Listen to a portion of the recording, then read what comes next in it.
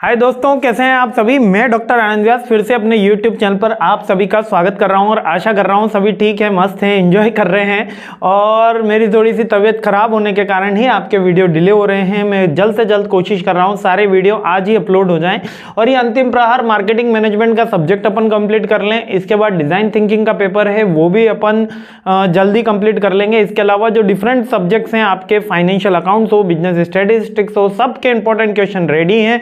मैं जल्द से जल्द सारे क्वेश्चंस आपको डिलीवर कर दूंगा, निश्चिंत रहिएगा। सारे इंपॉर्टेंट क्वेश्चन विथ न्यूमेरिकल भी सॉल्व कराने की पूरी कोशिश रहेगी। तो मैं 6 क्वेश्चन इसके ऑलरेडी अपलोड कर चुका हूं। ये 7th क्वेश्चन पे अपन आ गए हैं। 12 क्वेश्चन की ये सीरीज होने वाली है। ठीक है, जल्दी से देख लेते हैं कौन कौन से क्वेश्चन है ये। 7th जो क्वेश्चन आ गया है, सॉरी, हाँ, 7th जो क्वेश्चन है वो डायरेक्ट मार्केटिंग है। अच्छा, यहां पर डायरेक्ट मार्केटिंग का मतलब दोस्तों याद रखना, पर्सनल सेलिंग और डायरेक्ट मार्केटिंग सेम है। Personal selling and direct marketing है ना, सिमिलर है। आप इसमें कंफ्यूजन मत होना कि डायरेक्ट मार्केटिंग डिफरेंट हो गया और पर्सनल सेलिंग डिफरेंट हो गया। दोनों की थोड़ी सी फंडामेंटल चेंज होते हैं, लेकिन अपन जब बुक के अंदर जाते हैं तो थोड़ा सा मिलता है, बाकी प्रैक्टिकल लाइफ के अंदर दोनों सिमिलर होता है। होता क्या है, सिंपल सी बात है, जब एक कंपनी वाला, एक कंपनी किसी मिडिलमैन को नहीं रखती, यानी होलसेलर को नहीं रखती, रिटेलर को नहीं रखती, और सीधे खुद जाकर अपने कस्टमर को प्रोडक्ट डिलीवर कर देती है, इसको डायरेक्ट मार्केटिंग या डायरेक्ट सेलिंग के नाम से भी जाना जाता है। अब ये direct marketing, direct selling, personal selling, सारी एक ही बात अपन को समझनी है। वैसे डायरेक्ट मार्केटिंग एक डिफरेंट टर्मिनोलॉजी है, लेकिन इसका प्रैक्टिकल वे के अंदर आंसर अपन को यही लिखना है, कोई डाउट नहीं है ना। यानी कि कंपनी ये मिडिल मैन को ओमिट कर देती है, होलसेलर, रिटेलर, एजेंट, इन सबको ओमिट कर देती है, हटा देती है, और डायरेक्टली आप कस्टमर तक को माल प्रोवाइड कराते हो। इससे बेनिफिट क्या होता है, ये सारी कॉस्ट कटिंग हो जाती है इसकी, कस्टमर को थोड़ा सस्ता प्रोडक्ट मिल जाता है और कंपनी डायरेक्टली उनसे जुड़ पाती है। क्लियर है ना। तो क्वेश्चन सर क्या बनता है इसका डायरेक्ट मार्केटिंग का। इसका सबसे पहला क्वेश्चन बनता है कि जो पर्सनल सेलिंग है इसकी प्रोसेस क्या होती है, इसकी प्रोसेस पूछी जाती है, और डायरेक्ट मार्केटिंग का मीनिंग पूछा जाता है। क्लियर है, डायरेक्ट मार्केटिंग का मीनिंग पूछा जाएगा और या पर्सनल की प्रोसेस। डायरेक्ट मार्केटिंग का मतलब क्या है, no middleman, customer, various forms, direct distribution channel, direct contact between producer and the customer. Direct contact किसके बीच में होता है, प्रोड्यूसर और कस्टमर के बीच में, तो उसको डायरेक्ट मार्केटिंग बोलते हैं। क्लियर है। अब इसकी प्रोसेस क्या है, इसकी प्रोसेस ये रही, stage process involve in personal selling. यानी कि पर्सनल सेलिंग अगर होगी, यदि कोई कंपनी डायरेक्टली जाकर अगर किसी को इन्वॉल्व कर रही है, सेल कर रही है, तो कौन सी स्टेप्स आपको फॉलो करनी होती है। जैसे कि LIC के एजेंट आपके पास आते हैं, नहीं आए कोई दिक्कत नहीं, किसी भी कंपनी इंश्योरेंस के आपके पास जब भी कोई मार्केट में सेल करने के लिए आए हैं एजेंट, ठीक है, उसके लिए कौन सी प्रोसेस फॉलो करी जाती है, वो क्वेश्चन बनता है। आई होप ये क्वेश्चन क्लियर हो गया होगा आपको कि क्वेश्चन क्या बन रहा है। क्वेश्चन ये बन रहा है कि ये जो आप डायरेक्टली कस्टमर को रीच करती है company with the help of their agents, है ना, जो कंपनी के बिहाफ पे डील कर रहे होते हैं, वो किस अप्रोच से डील करते हैं। तो सबसे सिंपल सी बात है, अपॉइंटमेंट लेंगे, अपॉइंटमेंट लेके मीटिंग करेंगे, मीटिंग करके उस मीटिंग का कुछ रिजल्ट आएगा और रिजल्ट आके उसका फीडबैक लिया जाएगा। यही तो होता है ना। अब अपॉइंटमेंट लेने से पहले मैं मेरा टारगेट कस्टमर और ढूंढ लूंगा कि कौन से मेरे टारगेट कस्टमर हैं जिनको मेरे को अप्रोच करना है। देखो, मैं जब MBA में था ना, तब एक मेरे को पर्टिकुलर टास्क मिला था और मैंने एक बहुत ही इंटरेस्टिंग 2 डेज की वर्कशॉप करी थी ऑक्सफोर्ड की डिक्शनरी सेल करने की। बेसिकली अब तो खैर इतना मार्केट रहा नहीं उसका। बेसिकली पहले वो डिक्शनरी करीबन 700 to 500 रुपीज़ के मिडल के अंदर सेल होती थी, ऑक्सफोर्ड की डिक्शनरी।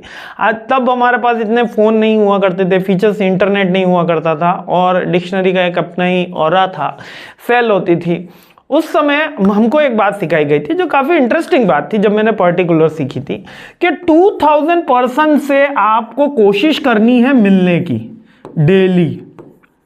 2000 लोगों से। हो सकता है आपको बस स्टॉप जाना पड़े, हो सकता है आपको डोर टू डोर जाना पड़े, हो सकता है आपको रेलवे स्टेशन जाना पड़े, हो सकता है आपको वॉक करना पड़े, लेकिन आपकी कोशिश क्या रहे कि 2000 लोगों से आप मिले। It is a very tough task.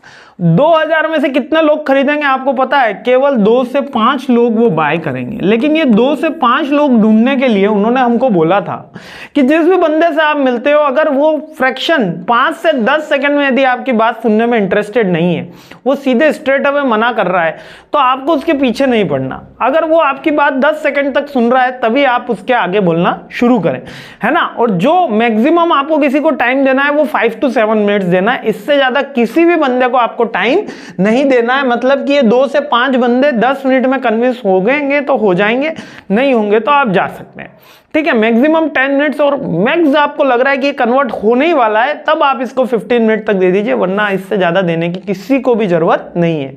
तो समझ रहे हो? तो ये हमको सिखाया गया था प्रैक्टिकली, और ये आज अपने थ्योरी में आ रहा है। और किस तरीके से स्टेप्स हैं, अब ये स्टेप्स अब आपको मैंने प्रैक्टिकली तो बता दी, लेकिन बुकिश फॉर्म में क्या लिखा है, बुक फॉर्म में लिखा है। सबसे पहले अपन को क्या करना होगा? प्रोस्पेक्टिंग करना होगा कि कौन से हमारे कस्टमर हैं जिनको हमारे को ये टारगेट प्रोडक्ट को सेल करना है। फिर उनसे अप्रोच करनी होगी, प्री अप्रोच। फोन कर सकते हैं, टेक्स्ट कर सकते हैं, मेल कर सकते हैं, ठीक है, लेटर सेंड कर सकते हैं। फिर उसके बाद या हम उसके बारे में कुछ इंक्वायरी निकाल सकते हैं, that is the pre approach. फिर हम उसको अप्रोच करेंगे। अप्रोच के अंदर भी फोन, टेक्स्ट, मैसेज सेम रहता है। प्री और अप्रोच में केवल इतना सा डिफरेंस है, प्री अप्रोच में हम थोड़ा सा कस्टमर के बारे में जान लेते हैं कि हमको जिससे मीटिंग करनी है वो क्या है, कौन से हमारे टारगेट ऑडियंस है, किस इंडस्ट्री को बिलोंग करते हैं, कितनी उनकी कैपेसिटी है सेल करने की, क्या उनका एरिया है। फिर मैं अप्रोच करने के बाद हमारा डेमो दिया जाएगा, यानी प्रेजेंटेशन, जो एमबीए में हर बच्चा देता है। प्रेजेंटेशन दी जाती है उसको क्लास के अंदर, उसी तरीके से उसको प्रोडक्ट की प्रेजेंटेशन देनी होती है। प्रेजेंटेशन देने के बाद आप क्या करते हैं? Ending objections. अगर कोई ऑब्जेक्शन आता है, कोई क्वेरी आती है तो उसको डील करते हैं, क्लोजिंग करते हैं, और उसके बाद फॉलो अप होता है। सिंपल है। देखो, सबसे पहले क्या करना है अपन को? प्रोस्पेक्टिंग करना है। प्रोस्पेक्टिंग करने के बाद प्री अप्रोच, प्री अप्रोच के बाद अप्रोच हो गया, अप्रोच के बाद प्रेजेंटेशन हो गया, प्रेजेंटेशन के बाद अपन को क्या करना है?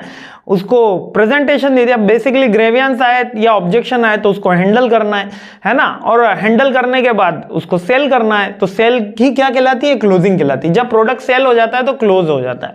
क्लोज करने के बाद उसका फॉलोअप लिया जाता है। आप पूछ सकते हो 6 महीने बाद आपने हमारी जो ऑक्सफोर्ड डिक्शनरी अगर कुछ खरीदी, कोई प्रोडक्ट खरीदा, तो उसका फीडबैक कैसा है, कौन सी चीज हम अपडेट करना चाहेंगे, कौन सी चीज आप जोड़ना चाहेंगे, कौन सी चीज अच्छी लगी, कौन सी चीज बुरी लगी, ठीक है। सो ये सिंपल सी बात है, क्लियर है हर जगह ये। अब इसको याद भी कर लेते हैं यहीं पे, PPAP, ठीक है। Prospecting, pre approach, approach, then presentation, ठीक है। फिर handling objection, closing and follow up, HCF। Clear? ये सारे पॉइंट्स याद कर लेना, बहुत ही सिंपल है, बहुत ही इंपॉर्टेंट क्वेश्चन है, बार बार पूछा गया क्वेश्चन है। जल्दी दूसरे वीडियो के साथ अपन मिलते हैं और ये जल्द से जल्द ये टॉपिक कंप्लीट करते हैं। जय हिंद। मुस्कुराते रहिए, खुश रहिए और इसी के साथ हमारे साथ भी जुड़े रहिए। जय हिंद।